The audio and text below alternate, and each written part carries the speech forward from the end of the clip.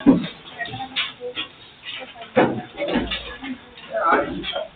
क्यों दिख रहे हैं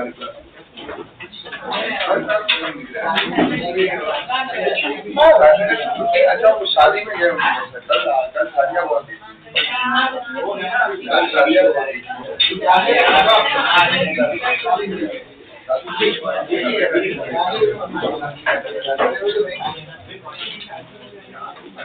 ओके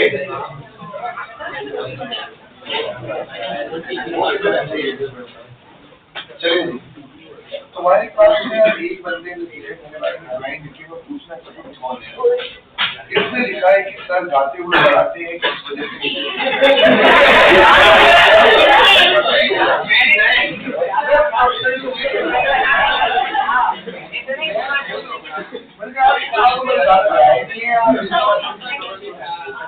तू ही है वो आदमी 100% आदमी नहीं है खराब भूखी कसम की सुनी है पता नहीं याद नहीं मतलब इतना है कि सर जो है वो गाते हुए गाने से मुझे डिस्टर्बेंस हो रहा है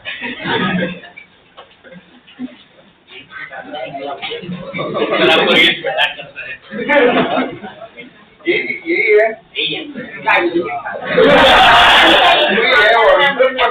वो समझ गया था कि आदमी कौन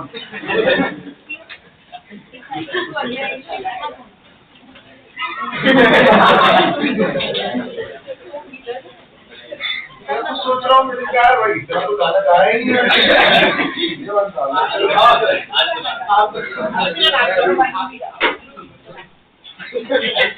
मजदूर है तो तुमने दिखा क्यों वहाँ पे क्या लिखा था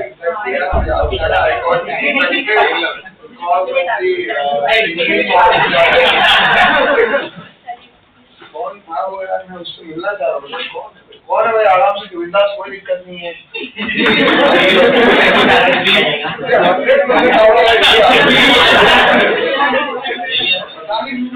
100% बोल रही है चलो अपना काफी हुआ था भाई COM हो गया था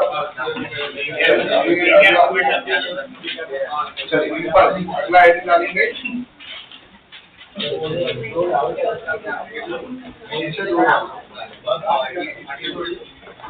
अभी लेक्चर खत्म होते उससे जाऊँ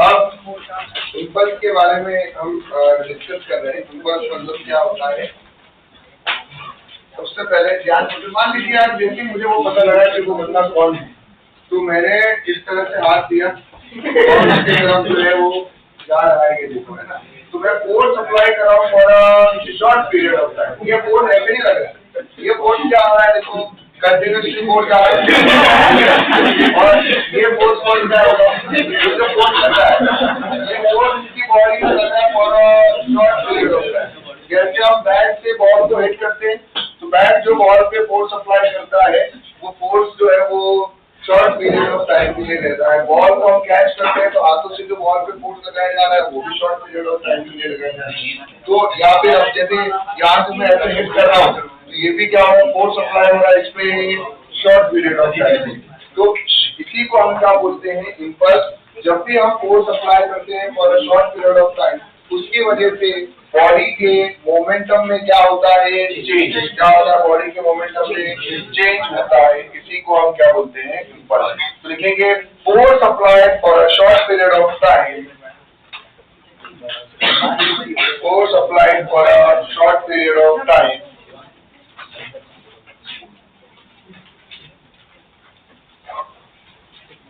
force applied for a short period of time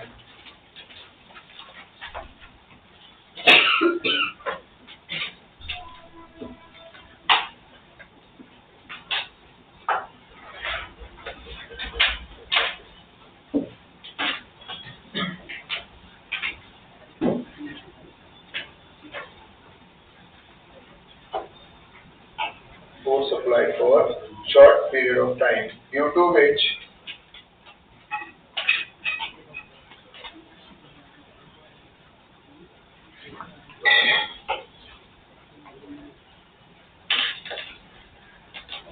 due to which change in momentum occur.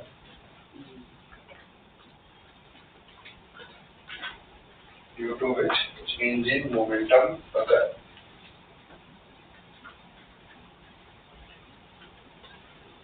Force applied for short period of time due to which change in momentum occur. ठीक है? तो impulse जो है ये कौन सी क्वांटिटी है हमारे पास में? impulse is the vector quantity. कौन सी क्वांटिटी है? वेक्टर क्वांटिटी है.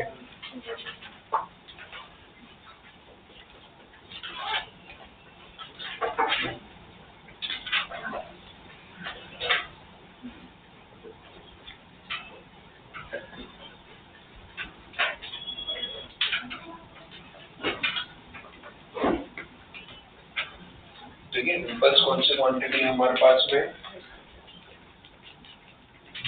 Impulse vector. और इसको हम डिनोट कर रहे हैं किससे? ठीक है. अब हमारे को एक चीज पता है, नेट फोर्स इक्वल टू क्या होता है? Mass into acceleration of centre of mass. बराबर. नेट फोर्स को हम लिख सकते हैं मास इनटू एक्सेलरेशन को लिखा Vcm बाय dt. dt को इधर भेजा हमने, net force into dt integrate करेंगे m इनटू d Vcm इसको integrate. Integration of force into dt इसी को क्या बोला जाता है? क्या बोलते हैं इसको हम? इम्पल्स. इसी को इम्पल्स बोला जाता है. ठीक है. Force applied for a short period of time due to which momentum में चेंज हो रहा है. तो चेंज इन मोमेंटम क्या होता है तुम्हारा? इम्पल्स. और चेंज इन मोमेंटम किसके इक्वल आता है? फोर्स इनटू टाइम लिए. ये that is equal to integration of Vcm minus UCM. और इसको हम बोलते हैं इम्पल्स मोमेंटम थ्योरम. क्या बोलते हैं इसको हम?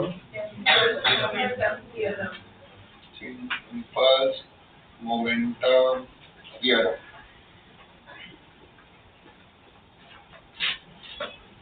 Impulse momentum theorem. अब यहाँ पे एक नोट के थ्रू हम समझ लेते हैं, पूरा समराइज ही कर देते हैं. इम्पल्स निकालने के लिए अपने पास चार मेथड है. इम्पल्स निकालने के लिए चार मेथड. तो इम्पल्स को कैसे निकालूंगा मैं? लिखे इम्पल्स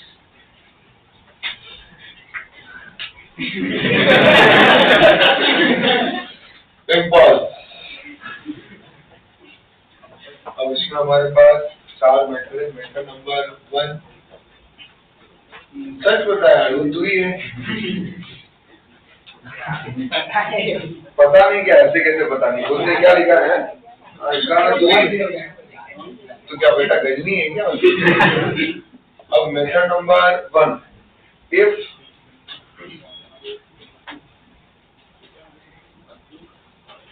और अगर तो हंसा अभी पूरे लेक्चर में मेरे कभी भी जिंदगी, मुझे बिल्कुल तेरा फेस सीरियस चाहिए, बिल्कुल डिस्टर्बेंस चाहिए ही नहीं.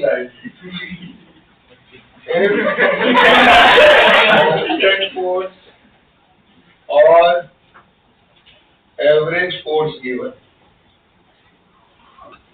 क्या दिया हुआ हो? कांस्टेंट और एवरेज फोर्स जो है वो हमें दिया हुआ हो. तो उस केस में इम्पल्स किसके इक्वल होता है?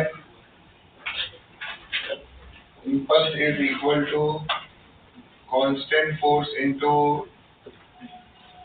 टाइम इनटू टाइम, या एवरेज फोर्स इनटू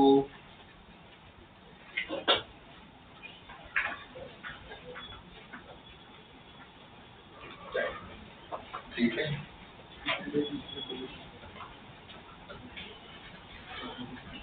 सीधा ही मल्टीप्लाई करके आए. दूसरा है मेथड नंबर 2, अगर वेरिएबल फोर्स दिया हुआ हो. क्या दिया हुआ हो? Variable force.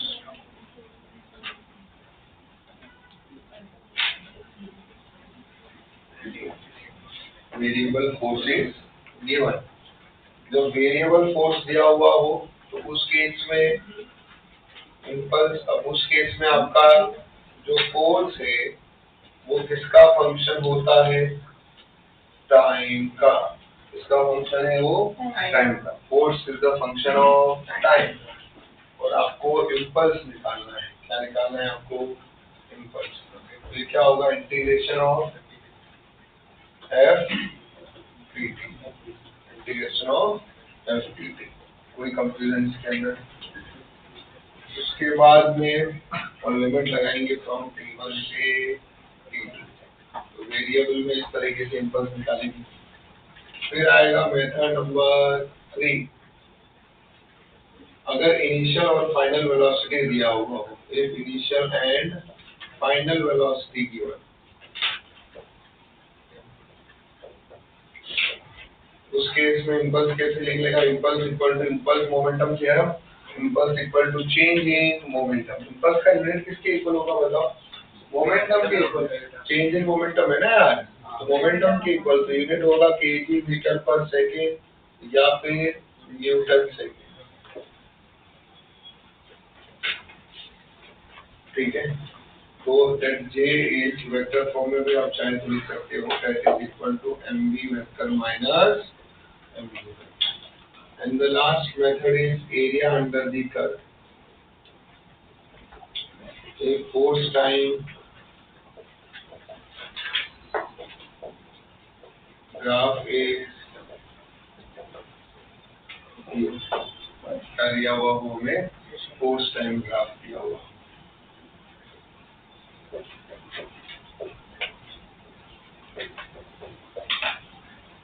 क्या दिया है हमें? Force time graph. जब फोर्स टाइम ग्राफ दिया हुआ है तो इस ग्राफ, इस कर्व के अंदर में जो एरिया है, ये एरिया किसके इक्वल होगा? इम्पल्स। तो यहाँ पर हम बोलेंगे इम्पल्स इक्वल टू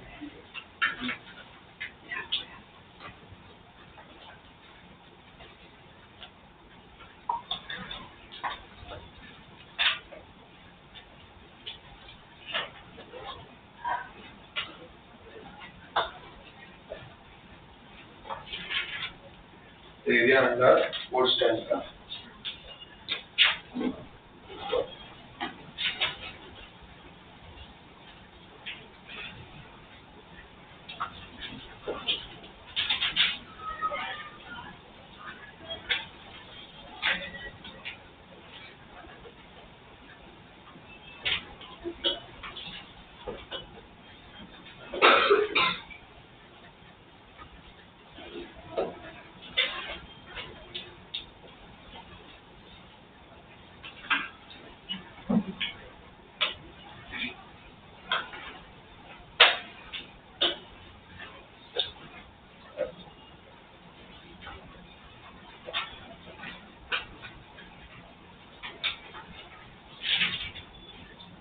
जैसे हो जाए तो अगला क्वेश्चन करना है।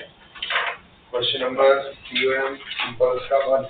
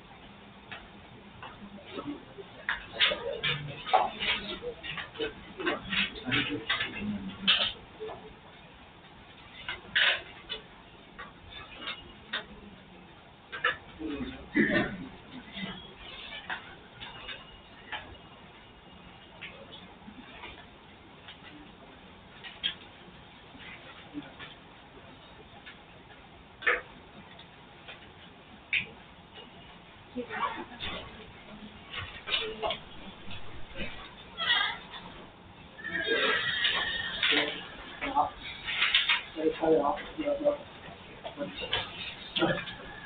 ग्राम पे वो लाइन 2.5, वो थोड़ा ऊपर नीचे दिया हुआ है, 2.5 है वो ऊपर से।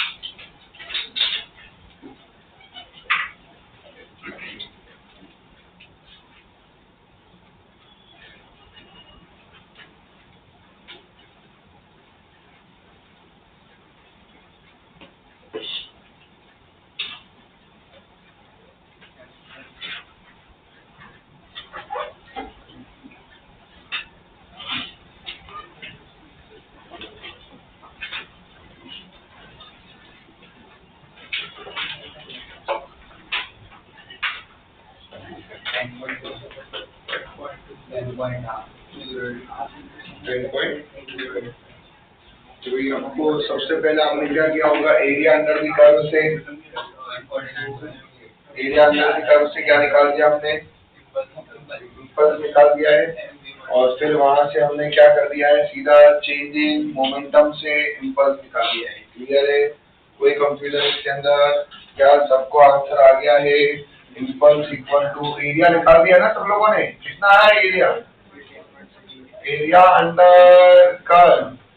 बेटा यार अभी एरिया अंडर कर्व नहीं आ रहा है तो हमें डूब के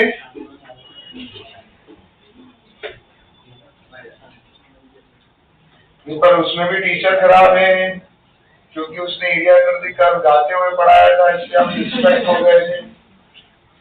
और change in momentum m v minus m u, initial momentum zero, zero नहीं इनिशियल दिया है, कितना दिया है? वहां से हमें फाइनल का वैल्यू मिल जाएगा। क्या सबका हो गया? एक क्वेश्चन करवाने की जरूरत है बोर्ड पे, एरिया निकालने की जरूरत है। ग्राफ में बस ध्यान रखना, ये ऐसा करके ये जो दिया हुआ है ये वाला लाइन ये 2.5 है, ठीक है? ऐसा कुछ करके लिख लेते। चलिए जी अगला एक क्वेश्चन और करवा दूं इम्पल्स पे और फिर आगे बढ़ लेते हैं। 2024 जेडब्ल्यू मेंस का क्वेश्चन है, a spherical body of mass 100 gram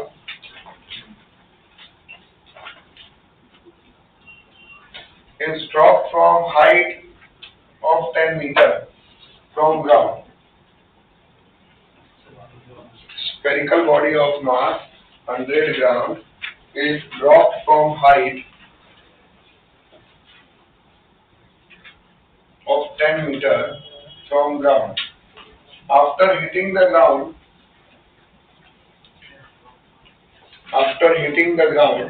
body will rebound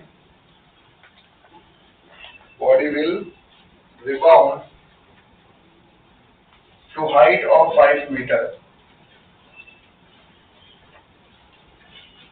The impulse of force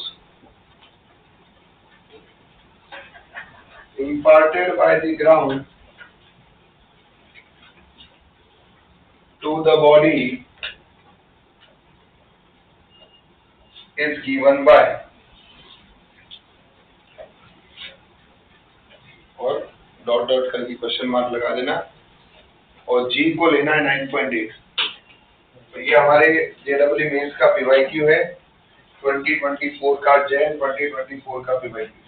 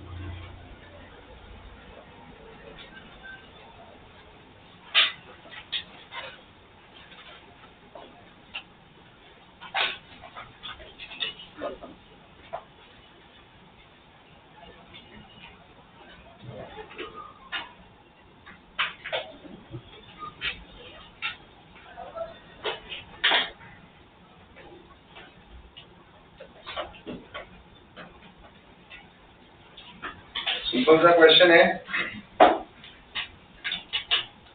ये रहा, ये आके हिट कर रहा है, वापस ऊपर जा रहा है, हिट कर रहा है तब इनिशियल वेलोसिटी है under root of 2g h1, hit करके जा रहा है तब कितनी है under root of 2g h2। ये तो पता है ना हमें भाई, बॉल ऊपर से साइड से नीचे आ रही है, बॉटम पे वेलोसिटी कितनी होगी रूट 2g h। कैसे निकाले, तो ऊपर कौन सी एनर्जी की पोटेंशियल कन्वर्ट हो गई किसमें, kinetic, kinetic equal to potential, hit करके मिली किसमें काइनेटिक, वो कन्वर्ट होगी किसमें पोटेंशियल।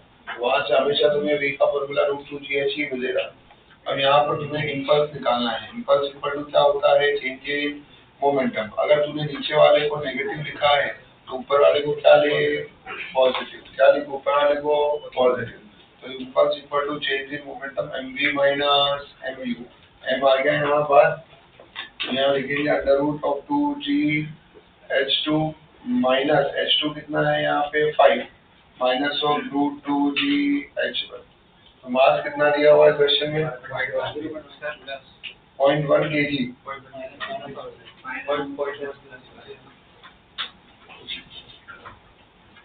ठीक है, यहाँ पे कितना होगा 0.1 अंडर रूट ऑफ 2 इंटू जी का वैल्यू 9.8 इंटू h2 कितना है 5, इनिशियल फाइनल में कितना है 5, और माइनस माइनस ये हुआ प्लस रूट 2 इंटू 9.8 इंटू ये कितना है पहले 10। अब इसको तुम सॉल्व करोगे you will get the answer. तो रूट 2 का वैल्यू रख देना ना 1.2, नंबर आ जाएगी, नंबर की फॉर्म में दिया हुआ है आंसर। चलिए, ये जेई का पीवाईक्यू था हमारा। अगला नेक्स्ट हेडिंग है हमारे पास में, ऐसे ही सारे क्वेश्चन जो है आपको पीवाईक्यू में दिखेंगे। ठीक है, कुछ अलग नहीं है, सिमिलर काइंड ऑफ क्वेश्चन जो है वो पीवाईक्यू में दिखते हैं। ठीक है,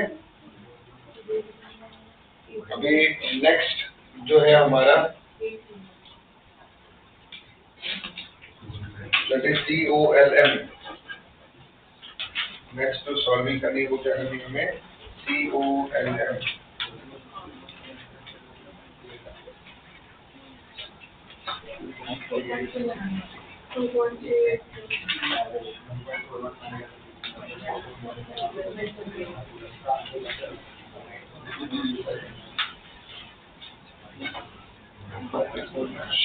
COLM.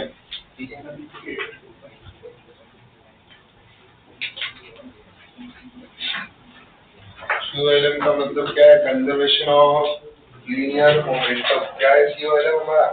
Conservation of linear momentum. देखिए इसको हम समझते हैं.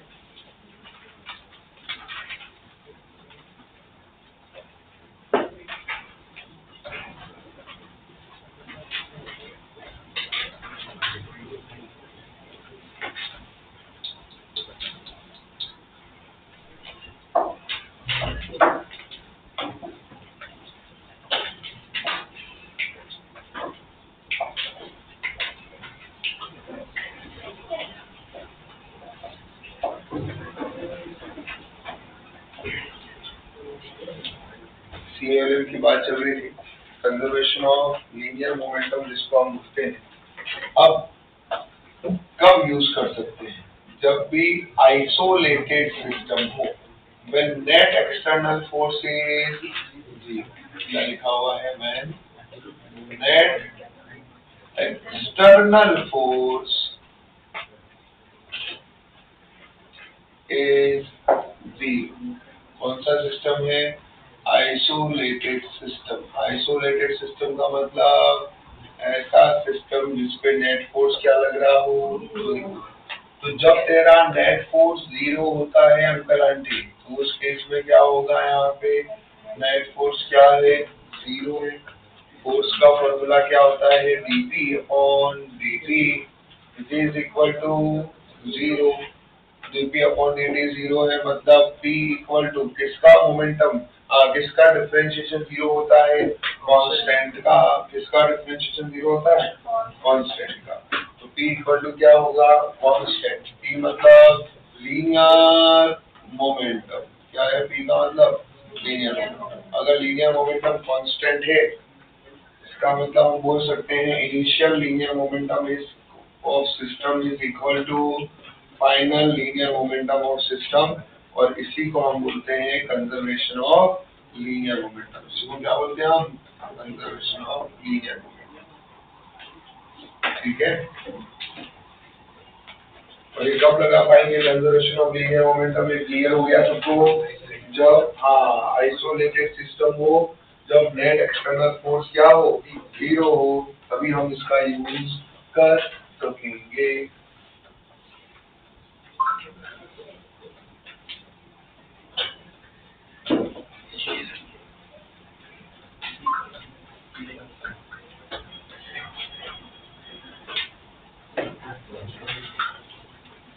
कोई शांति दो.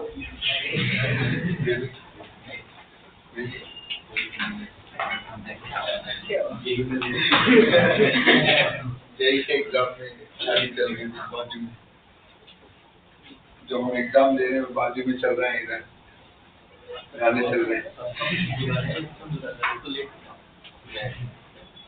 तो वो तो सबके साथ है बेचारे का. ये खराब है लेकिन इतना भी खराब है.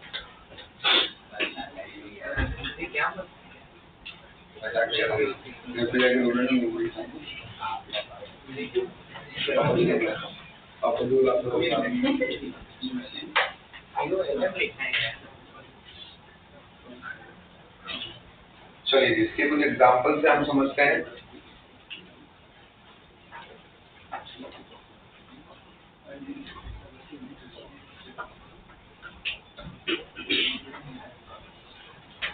कौन बेस्ट है? मम्मी या पापा?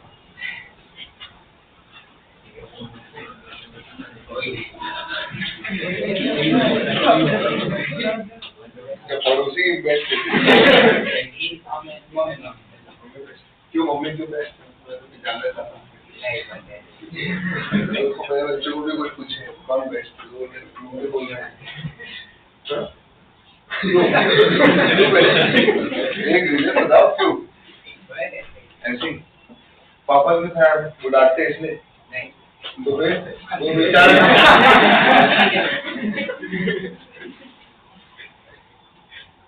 आजकल तुम्हारे कोई पेरेंट्स मारते नहीं है कहाँ मारते हैं तुम्हारे पेरेंट्स कुछ नहीं मारता आराम से रखा जा रहा है मेरे कुछ नहीं मारते हैं तो सही संस्कार मिल रहे हैं। गन बुलेट सिस्टम की हम बात कर रहे हैं हम लोग। गन बुलेट सिस्टम में क्या होगा देखो जब भी आपने अगर कभी भगवान ना करे आपको गन चलाने का ऐसा जरूरत पड़े गन तभी चलाओ जब आप IPS ऑफिसर बनो ठीक है या बाकी तो इंजीनियरिंग का मेरे हिसाब से मत बनो। तो अब जो है अगर आप गन चलाने की आप जो है इच्छा रखते हैं तो उस केस में क्या हो रहा होगा जब हम गन से फायर करते हैं तो हम एक चीज नोटिस करते हैं कि गन पीछे की तरफ आती है गन रिकॉइल होती है तो वो रिकॉइल क्यों हो रही है इसको हमें समझना होगा।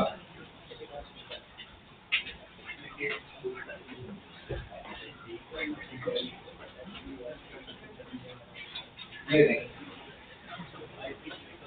अब इस गन के अंदर गन और बुलेट दोनों ही इनिशियली में क्या थे रेस्ट पे थे तो ये कौन सी कंडीशन है बिफोर फायरिंग इनिशियल मोमेंटम तुम्हारा क्या है 0 है मतलब दोनों ही बढ़िया से शांति से क्या है रेस्ट। फिर हमने क्या किया देखो इस केस में हमने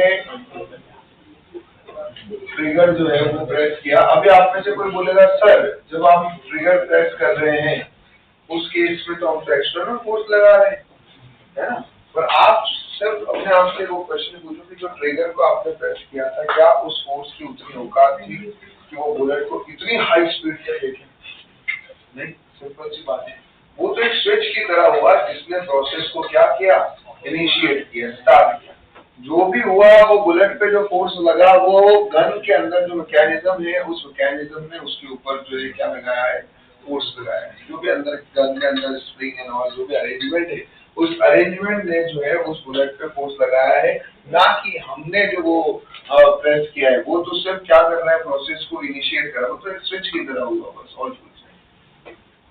तो होता क्या है इसका मतलब we can clearly say that कि there is no external force involve gun की फायरिंग में हमारे कोई एक्सटर्नल फोर्स इन्वॉल्व नहीं है। यस और नो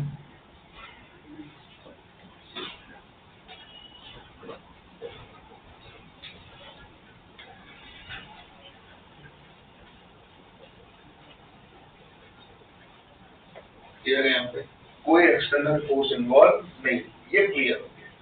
तो होता क्या है हम एक चीज नोटिस करते हैं कि आफ्टर फायरिंग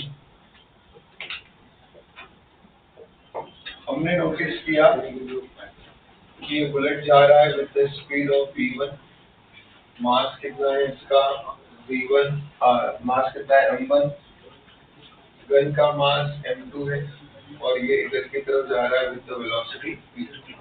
अब वो पीछे जाएगा आगे जाएगा वो ऑटोमेटिकली हमें पता चल जाएगा ये तो चलो हमें पता है तो हमने लिख दिया है पर गन मूव कर सकती है ऐसा हमें लग रहा है तो इसका मतलब यहाँ फाइनल मोमेंटम होगा और ये कितना होगा हमें नहीं पता है तो वेक्टर फॉर्म में लिख देते हैं m1 v1 vector equal to m2 v2 vector gun का मोमेंटम प्लस बुलेट का मोमेंटम। अब हमें पता है कि यहाँ कोई एक्सटर्नल फोर्स इन्वॉल्व नहीं है that's why I am using COLM which is saying initial momentum of system is equal to final initial momentum कितना है 0 final कितना है m1 v1 vector plus m2 v2 vector from there we can find v2 which is equal to negative of m1 v1 upon m2 ये negative sign क्या दिखा रहा है opposite direction में जा रहा है v2 है हमारे पास वेलोसिटी ऑफ गन और ये बुलेट के अपोजिट डायरेक्शन में जा रही है इसीलिए इसको बोला जाता है recoil velocity of gun is equal to recoil है मतलब क्या हो रहा है अपोजिट टू द बुलेट तो दैट इज इक्वल टू, अब ये मैग्नीट्यूड लिख रहा हूँ, वेक्टर फॉर्म में लिखा दिया, नेगेटिव साइन डायरेक्शन बता रहा है तो बता दिया, रिकॉइल वर्ड में आ गया है, अपोजिट डायरेक्शन में जा रहा है। m1 मतलब क्या हो गया है, mass of bullet, velocity of bullet upon mass of gun, या इस तरह से हम रिकॉइल वेलोसिटी ऑफ गन जो है वो इजीली फाइंड कर सकते हैं with the help of the COLM। ठीक है, लिख दो फटाफट।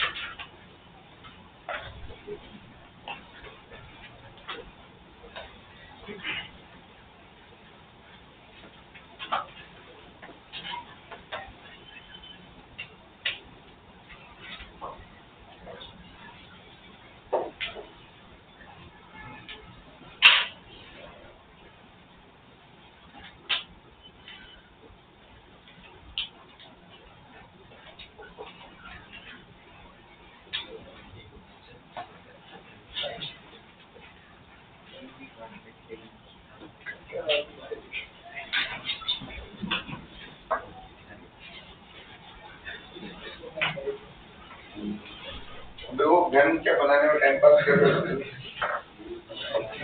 चलिए अभी अगला है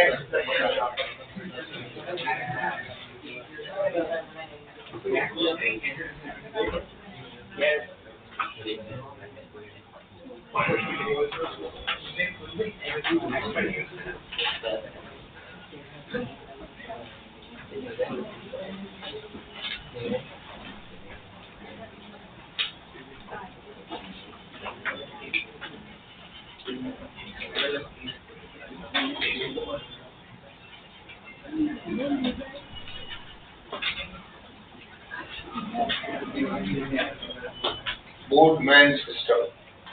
अब जब हम बोर्ड से जंप करते हैं तो हमने देखा है जब हम बोर्ड से जंप करते हैं तो बोर्ड हमें पीछे जाती हुई दिखाई देती है, तो उसका भी रीजन क्या है?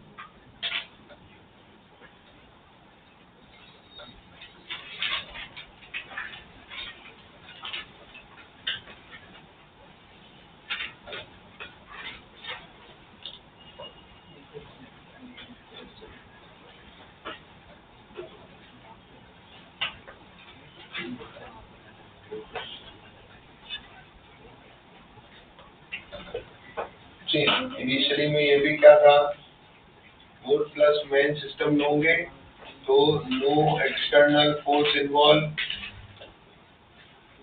COLM यूज किया, initial equal to final, initial 0 है, फाइनल में ये हुआ m1, ये हुआ m2, सेम वे में m1 v1 plus m2 v2, वो ऑटोमेटिकली जितना मोमेंटम मैन के पास में है उतना ही मोमेंटम बोर्ड के पास में भी सेम मोमेंटम होता है, पर क्या बोर्ड का मास ज्यादा है इसलिए वेलोसिटी हमें कम दिखाई देती है, मैन का मास कम है इसलिए वेलोसिटी ज्यादा होती है। इवन जब फायर करते हैं तो बुलेट के पास और गन के पास सेम मोमेंटम आता है, अलग अलग नहीं सेम मोमेंटम होता है, पर क्या है बुलेट का मास कम है इसीलिए वो हाई वेलोसिटी से जाती है और गन का मास ज्यादा है इसलिए वो लो वेलोसिटी के साथ पीछे आती है। अगर मान लीजिए आपने गन हल्की बना दी और वो जो उस केस में क्या हो सकता है कि वो गन भी खुद पीछे आके ठोकने गए थे किसी और को, खुद चुप के आ जाओ, ठीक है।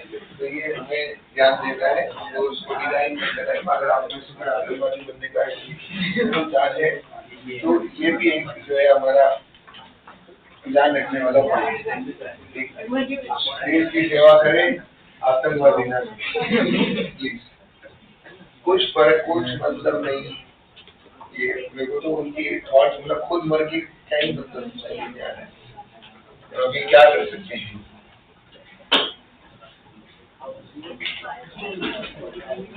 इसलिए रोज सोचे all Indians are my brothers and all Pakistanis are my क्या है, अपने अपने हिसाब से आप वहाँ पर कुछ भी गाली कर सकते हैं।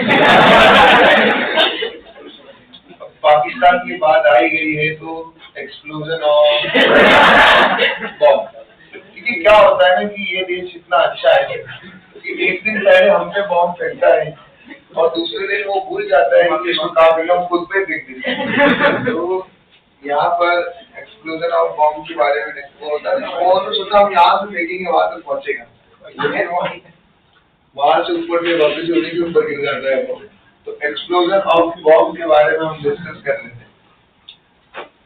अब यहाँ पर एक्सप्लोजन ऑफ बॉम्ब वर्ड जब भी दिखाई दे, आप एक्सप्लोजन वर्ड जब भी दिखाई दे, एक्सप्लोड वर्ड जब भी दिखाई दे, तो सिंपल सा लॉजिक है कि यहाँ एक्सप्लोड होने का रीजन क्या है। कोई बाहर से आके, तो पाकिस्तान में पॉसिबल है कि वो उन्होंने बॉम्ब रखा और ऐसे जाके हथौड़े से मार के फोड़ रहे हैं, और क्या बॉम्ब को हथौड़े से फोड़ने की जरूरत है, वो खुद ही अंदर रिएक्शंस होता है और उन रिएक्शंस की वजह से वो क्या करता है, explode. There is no involvement of any external force, clear है। तो हमेशा याद रखेंगे एक्सप्लोजन में नो एक्सटर्नल फोर्स, और इसीलिए यूज करो क्या, COLN, क्या यूज करो, COLN। तो इनिशियली में बॉम्ब आराम से शांतिप्रिय तरीके से रेस्ट पे था, ठीक है। फिर एक्सप्लोड होने के बाद एक पार्टिकल इधर, एक पार्टिकल इधर, एक पार्टिकल इधर, एक पार्टिकल इधर, तो ये V1 से इधर गया, ये V2 से इधर गया, ये V3 से इधर गया, ऐसे n नंबर ऑफ पार्टिकल है, ये V8 से इधर आया, क्लियर है यहाँ तक। इस पार्टिकल का मास इधर कितना है, इसका मास हुआ मान लो m1, इसका मास हुआ m2, इसका मास हुआ m3, इसका मास हुआ मान लो m8, क्लियर है यहाँ पे। तो अब यहाँ पे सिंपल सा लॉजिक, अगेन एक्सप्लोड होने से पहले वो क्या बैठा हुआ था, रेस्ट पे था। बिफोर एक्सप्लोजन किस पे था, रेस्ट पे। तो हम लगाते हैं COLN।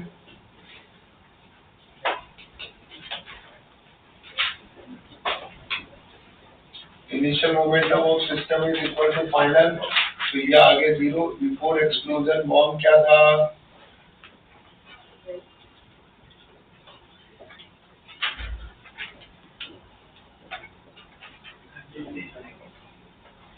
m1 v1 vector plus m2 v2 vector up to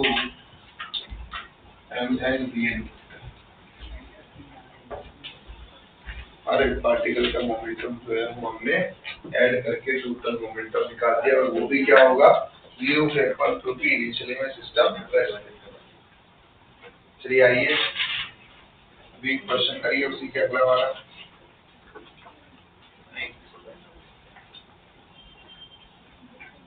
question number 2।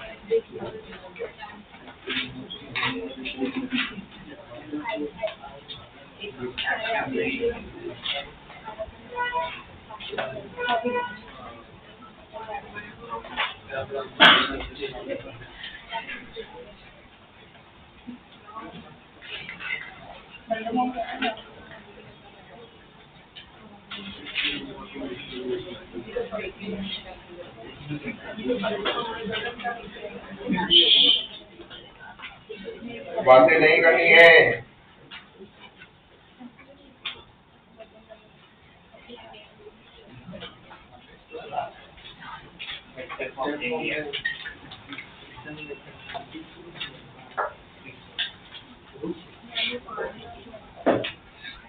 देखिए, बॉडी ऑफ मास 5m हमें दिया हुआ है और वो एक्सप्लोड हो रहा है। ये जो बॉम्ब है वो हमारे क्या हो रहा है, एक्सप्लोड हो रहा है। और उस केस में बोला गया है कि दो इक्वल पार्ट एक दूसरे के क्या है, परपेंडिकुलर जा रहे हैं 18 मीटर से। तीसरा पार्ट जिसका मास उनके कंपैरिजन में 3 टाइम्स है, उसकी वेलोसिटी कितनी होगी। इवन फाइंड द डायरेक्शन कि भाई वो कौन सी डायरेक्शन में जा रहे हैं, वो भी आपको बताना है। ठीक है, बोला नहीं है लेकिन मैं बोल रहा हूँ डायरेक्शन। अब देखिए हुआ क्या है कि ये रहा वो बॉम्ब जो एकदम शांति प्रिय तरीके से रेस्ट पे इनिशियली। ठीक है, तो बॉम्ब देखो, जब भी जीवन में एक्सप्लोजन वर्ड आ जाए, क्या आ जाए, एक्सप्लोजन वर्ड। जब भी जीवन में क्या आ जाए, एक्सप्लोजन वर्ड आ जाए, तो आपको क्या यूज करना है, COLN। क्या यूज करना है आपको, COLN। ये एक बात ध्यान में रखें। फिर देखो इनिशियल इवेंट क्या है। इनिशियली में तो भैया जी एकदम बढ़िया से शांति से रेस्ट पे है। आप बताओ, आप बोर्ड पे ध्यान देंगे तो समझ में आएगा।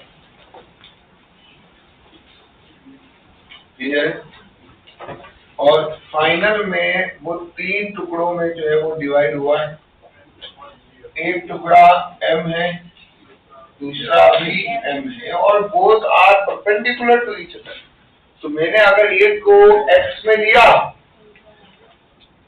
तो दूसरा Y में होगा। ये मेरे अजम्पशन है। अगर आप ले तो एक को Y में लूंगा, ले दूसरा Z में होगा या X में होगा।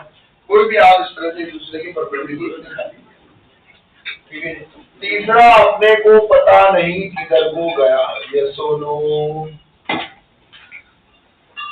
तो हमने क्या लिखा, M1V1 vector plus M2V2 vector plus M3V3 vector.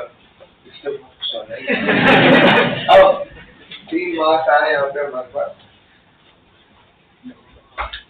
कितने वेलोसिटी से जा रहा है, 18 I cap plus M into 18 J cap plus total mass M3 जो है वो कितना हुआ हमारे पास, 3 है। पूरा है ना, 3 टाइम्स ऑफ M। ये देखो ऐड भी करोगे तो 5M हो रहा है पूरा मास इनटू V3 वेक्टर। यहाँ से सॉल्व करके मुझे V3 वेक्टर मिल रहा है -6 I cap -6 J cap. Clear है यहाँ तो। और यहाँ से ये वेलोसिटी आ गई हमें। अब ये तो वेक्टर फॉर्म में मैग्नीट्यूड चाहिए तो क्या होगा, √(-6 का स्क्वायर -6 का स्क्वायर) आंसर इज 6√। बहुत बढ़िया, मैग्नीट्यूड मिल गया अच्छे से। अब थोड़ा दिमाग लगाओ, अगर आप चाहते हो कि ये और ये वेलोसिटी, ये इधर है -I कैप में, ये -J कैप में, ये 6 है, ये 6 है, यहाँ कहीं बीच में V3 होगा। तो बताओ ये एंगल कितना है, थीटा। तो आपने बोला sir this tan theta is equal to this y component upon x component. अरे आया ना, 6/6 1। तो थीटा का वैल्यू समझ 45 डिग्री। तो भी आपको ये समझ में आ गया है, इस हॉरिजॉन्टल के साथ 45 एंगल बना रहा है। इधर भी वर्टिकल के साथ भी 45 है। तो बताओ V1 के साथ में कितना एंगल होना है? 45 प्लस 90 135। इसके साथ में कितना एंगल बनाया? 135। तो V3 जो है वो मेकिंग 135 डिग्री एंगल विद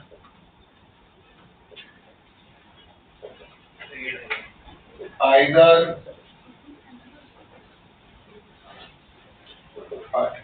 वो जो आयन जो मास m है उसके साथ में दोनों में से कोई भी मास पकड़ो, उन दोनों के साथ वो 135 डिग्री का एंगल बना रहा है। ठीक है, कोई कंफ्यूजन इसके अंदर? लिख दीजिए दफ्तर में, और जिनका लिख के हो गया है उसके आगे वाला क्वेश्चन सिमिलर है, आप उसको COM से भी कर सकते हो और आप COLM से भी कर सकते हो। फोर्थ वाला क्वेश्चन करेंगे और फिफ्थ वाला क्वेश्चन करेंगे अभी, फोर्थ एंड फिफ्थ। थर्ड वाला होगा, थर्ड वाला आप COM से भी कर सकते हैं, हमने COM में भी किया होगा। सिमिलर क्वेश्चन को आप COLM से भी कर सकते हैं। Fourth and fifth.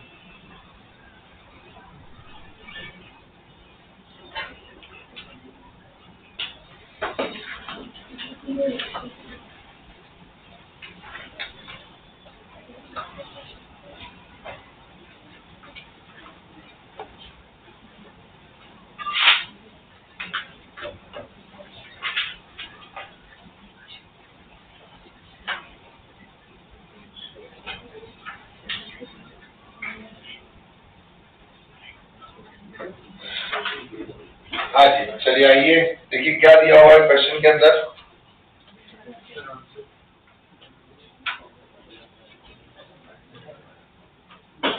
क्या हो गया? ने करवा दिए? क्या आंसर ने करवा दिया?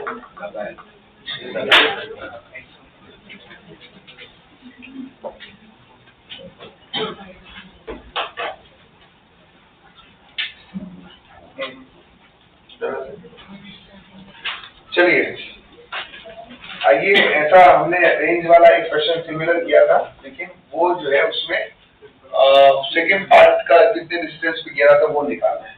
अब इसमें वो उसी हेवियर पार्ट का वहां पर हमने रेंज निकाला था, यहाँ हमें क्या निकालना है? वेलोसिटी निकालना है। क्या निकालना है? वेलोसिटी। तो देखिए क्या हुआ है, यहाँ पे एक पार्टिकल है वो यहाँ जा रहा है the angle of theta naught, ये यहाँ हाईएस्ट पॉइंट पे आता है।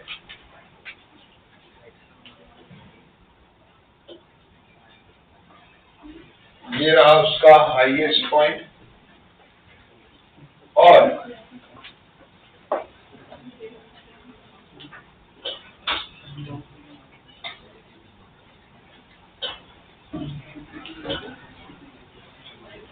इस highest point of its path पे आके जो है वो क्या हो जाती है, एक्सप्लोड हो रहा है। क्या हो रहा है, वो एक्सप्लोड होके दो पार्ट में जा रहा है। यहाँ से आके वो ब्रेक हो रहा है, दो पार्ट के अंदर जो है ये जाने वाला है हमारे पास में। उसमें से two part of the masses 1:3, मतलब एक पार्ट का मास m है, दूसरे का मास 3m है, और इसका खुद का टोटल मास कितना हो गया, 4 है। सॉर्टेड है। फिर बोला है कि ये जो लाइटर पार्ट है वो एग्जैक्टली सेम पाथ को रिट्रेस कर रहा है, और हेवियर पार्ट का वेलोसिटी निकालना है। अब पहले तो ये सोचो, एक्सप्लोजन वर्ड आया, जब भी जीवन में एक्सप्लोजन वर्ड आए दिमाग में क्या आना चाहिए, यूज COLM। क्या यूज करो, COLM यूज करो। क्लियर है। अब दूसरा पॉइंट जो यहाँ पे आने वाला है, यहाँ तक तो क्लैरिटी आ गया कि जब भी यार हमारे को क्या दिखाई दे, एक्सप्लोजन दिखाई दे रहा है, तो हम क्या यूज कर रहे हैं, COLM जो है वो हम यूज कर रहे हैं। बहुत बढ़िया।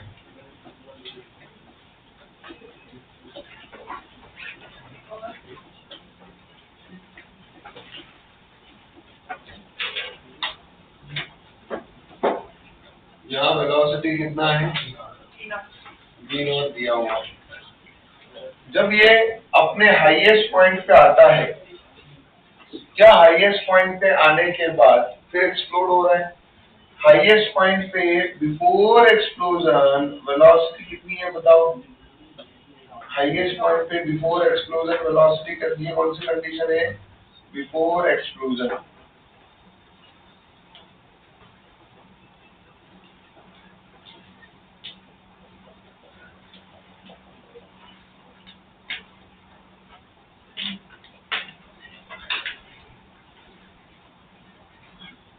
ये रही हाईएस्ट पॉइंट। यहाँ पर y डायरेक्शन की वेलोसिटी कितना हुआ, 0, और x की जो वेलोसिटी होती है ऑब्वियसली x में वेलोसिटी में कोई चेंज नहीं होता है, वो तो इनिशियल के इक्वल है। इनिशियल में x में वेलोसिटी कितनी थी, V0 cos theta not, theta theta naught है कि थीटा है, थीटा नॉट है ना, ये आ गया हमारा, परफेक्ट लिखा है, बढ़िया। तो बिफोर एक्सप्लोजन, इसके बाद में अब यहाँ पर जो भी COLM लिखेगा वो हमें x डायरेक्शन में लिखने वाला, y में नहीं। क्यों, क्योंकि y में तो वेट होता है, y में वेट है, फोर्स लग रहा है, y में x में कोई फोर्स नहीं लग रहा है, इसलिए हम COLM लगा पा रहे हैं कौन से डायरेक्शन में, x में।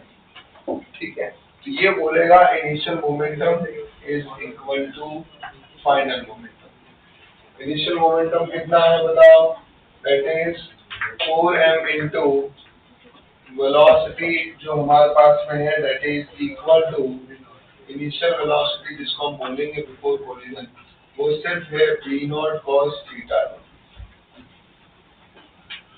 फाइनल में क्या आ रहा है, देखो ये भी मोमेंटम हम x में ही लिख रहे हैं, ये भी मोमेंटम हम x में ही लिख रहे हैं।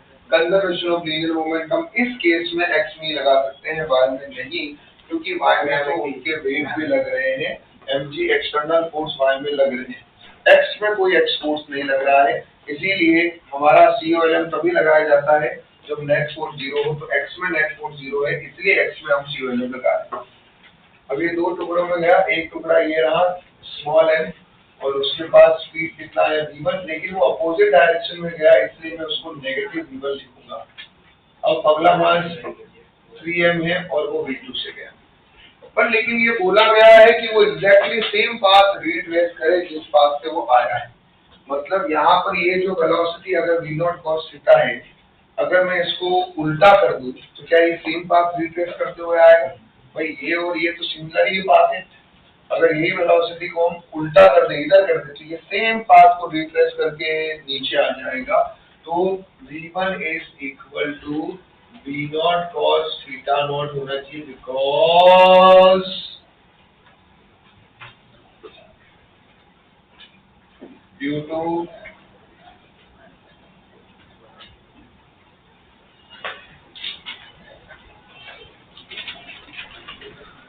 सेम आपको ठीक है, ये कितना आएगा देखिए, that is 4m v0 cos theta naught equal to m into minus of v0 cos theta naught plus dm into v।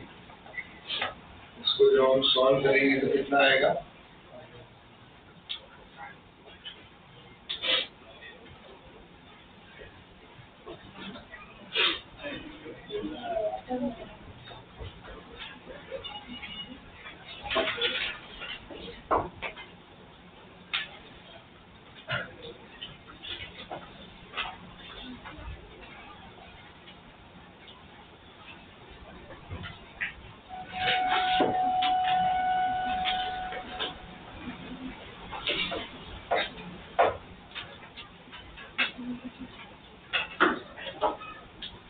करिए फिर 16 उसके बाद ये करने के बाद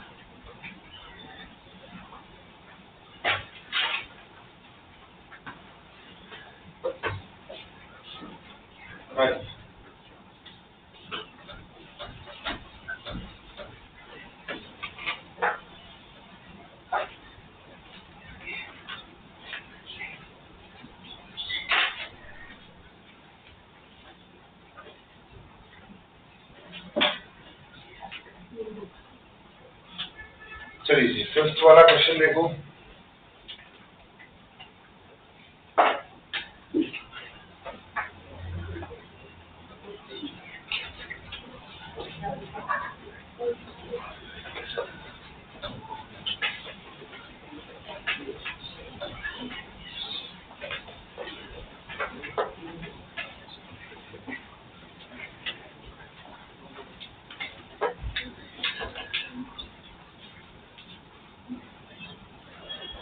देखिए क्या दिया हुआ है, एक फ्लैट कार है जिसका मास कैपिटल एम है, with the child of mass small M is moving with the velocity v1 on a frictionless surface.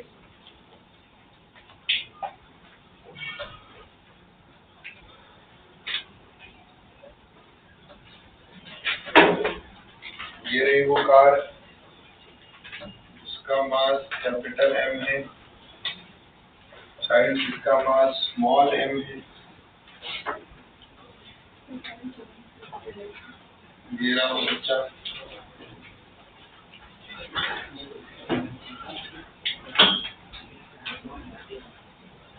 और ये कार जा रही है स्पीड से v। ये बच्चा जो है वो कार से जंप करता है इतनी स्पीड से u से। आपको फाइनल वेलोसिटी ऑफ कार और चाइल्ड जो है वो बताना है। ये कौन सी कंडीशन है? और जंप करना, अगर कार प्लस चाइल्ड एक आप सिस्टम देते हैं तो जंप करना जो है वो कौन सा इवेंट हो गया बताओ? वो तो मतलब ये जंप करते टाइम जब भी चाइल्ड जो है वो कार पे फोर्स लगा रहा होगा, वो कौन सा फोर्स है? इंटरनल। क्लियर है? अगर हम कार प्लस चाइल्ड को सिस्टम लेते हैं तो हम लोग सिस्टम डिफाइन कर देते हैं कि भाई अपन ने सिस्टम किसको लिया है। हमने सिस्टम लिया है कार प्लस, जिसको अपन एक काम कर देते हैं, यहाँ पे कोई भेदभाव नहीं है। द रीजन कार में भी फिर सी से डिनोट करेंगे, चाइल्ड में भी सी से डिनोट करेंगे, इसलिए मैंने चाइल्ड को बॉय लिख दिया। गर्ल को बुरा लगे तो वो गर्ल लिख देना, ठीक है। अब यहाँ तक क्लियर है। आफ्टर जंप जो है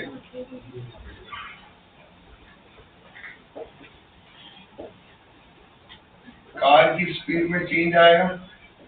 हिसाब से तो आपको लगा कि कार पीछे जानी चाहिए, लेकिन यहाँ कार ऑलरेडी मोशन में है। रेस्ट होती तो ठीक पीछे जाती, कार ऑलरेडी मोशन में है, तो होगा क्या? उसकी स्पीड में चेंज आएगा।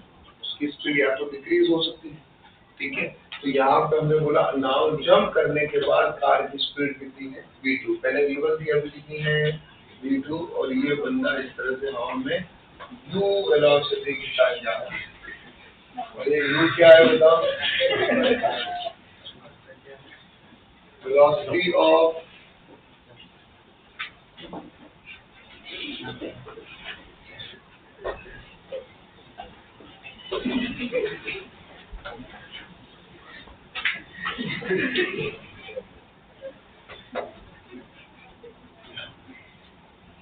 अंदर आत्मा घुस के नहीं समझा सकती, यहाँ समझना पड़ेगा, देखना पड़ेगा। Velocity of boy with respect to car दिया हुआ है। क्या दिया हुआ है? ये विद रिस्पेक्ट टू कार। ये जो है वो क्या है? फाइनल वेलोसिटी ऑफ कार है। This velocity is with respect to ground. Sorted. तो ऑब्वियसली यहाँ पर हम COLM यूज कर सकते हैं। हम यूज करेंगे initial momentum equal to final momentum. Initial momentum कितना होगा? देखो यहाँ पे इनिशियल मोमेंटम अगर हमने लगाया तो दैट इज इक्वल टू पूरा सिस्टम जो है वो कितने वेलोसिटी से जा रहा होगा? v1 से। मैन प्लस कार जो भी है। अब इस केस में कार का मास दिया है क्या? Capital M. चाइल्ड का मास स्मॉल एम, और ये कितनी वेलोसिटी v1 से जा रहा है। फाइनल में क्या हुआ? फाइनल में ये हुआ कि चाइल्ड जो है velocity of boy with respect to car निकालना है। विद रिस्पेक्ट टू कार दिया हुआ है, हमारे को विद रिस्पेक्ट टू ग्राउंड निकालना है। क्या निकालना है मेरे को? With respect to ground. क्योंकि अगर आप इधर विद रिस्पेक्ट टू ग्राउंड लिख रहे हो तो सारी वेलोसिटी क्या होनी चाहिए? विद रिस्पेक्ट टू ग्राउंड होनी चाहिए। Plus m into velocity of car with respect to ground, which is v2. Say so velocity of boy with respect to ground में वो क्या होगा, दैट इज ये हो रहा है वी बी सी है ये, उसको हम ऐसे लिख सकते हैं V B minus V C, तो वी बी इक्वल टू क्या होगा, V B C plus V C. V B C कितना है यू, और जब जंप किया तो उस टाइम पे कार की वेलोसिटी कितनी है v2 है, ना कि v1। लोग v1 लिख देते हैं। जंप करते ही, जस्ट जंप करते ही, जंप किया तब वो हवा में था, जब हवा में तब कार की वेलोसिटी कितनी हो चुकी है v2, और वो भी दोनों सेम डायरेक्शन। तो ये क्या होगा, V B equal to U plus v2। अब सब्स्टिट्यूट करिए, small m plus capital M into v1 plus m equal to small m u plus v2 plus capital M into v2। चलिए solving करते हैं और v2 का value निकालते हैं। ये कितना आएगा देखो, small m plus capital M into v1 minus of mu divide by small m plus capital M। ये तो मिल गया v2 मतलब कार का velocity, this is car velocity. और अगर उस बॉय का चाइल्ड का वेलोसिटी निकालना है, that is equal to V B, और वो होगा u प्लस v2। उस v2 को यहाँ डालते हैं, ठीक है।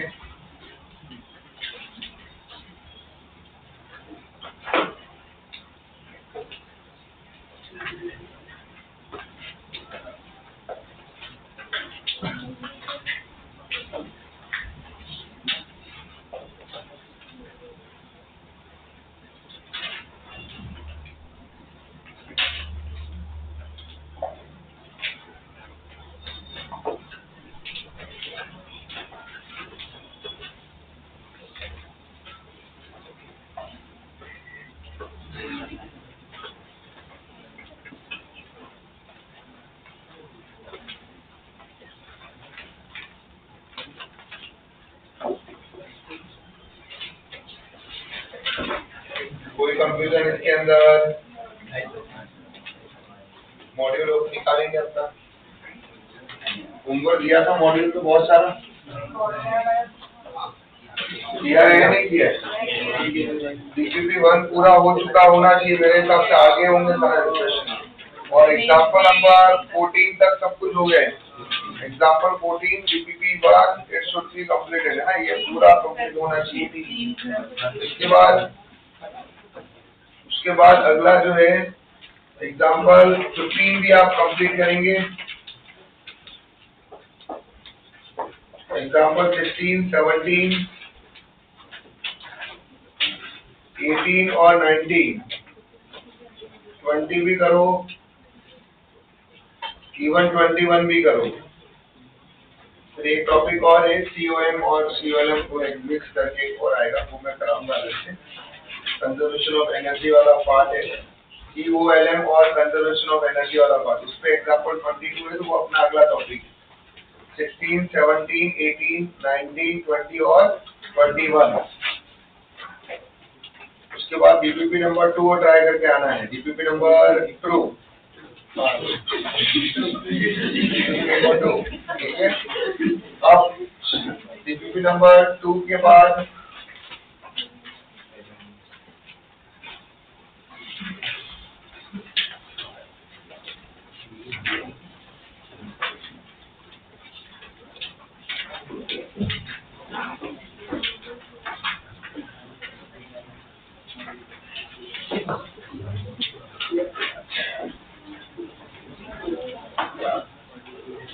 ना 18 तक हो गया सबका। अरे सॉल्व हुए कि नहीं हुए 18 तक? फिर 19, 20, 21, 22, 23, 24, 25, फिर 25 तक। 25, उसके बाद 27, 26 पे स्टार मार्क करके रखो कि ये मैं करवाऊंगा आपको, ठीक है। 27, 28, 29, 30 और 31, सिर्फ किसको छोड़ना है? हाँ। उसके बाद में आइए एडवांस वाले पार्ट में। एडवांस के ऑब्जेक्टिव में आई थिंक आप लोगों ने 1 to 8 1 to 8 तक ही किया था क्या? हाँ, तो अभी आपको 1 to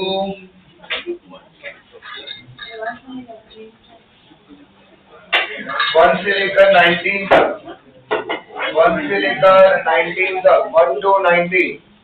अगले लेक्चर में इसमें जो डाउट रहेगा वो पहले मुझे पूछेंगे, फिर मैं आगे करवाऊंगा। ये सब 1 से लेकर 19 तक के डाउट एडवांस वाले में जो है वो अगले लेक्चर में आपको मुझे पूछने हैं, 1 से लेकर 19 तक, ठीक है।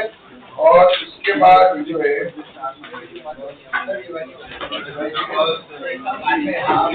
1 से लेकर 19, ये जो देखो अच्छे क्वेश्चन तो उसमें कुछ क्वेश्चन मेरे हिसाब से तो आपको नहीं आने चाहिए, अगर आप जब सॉल्व करोगे। हाँ,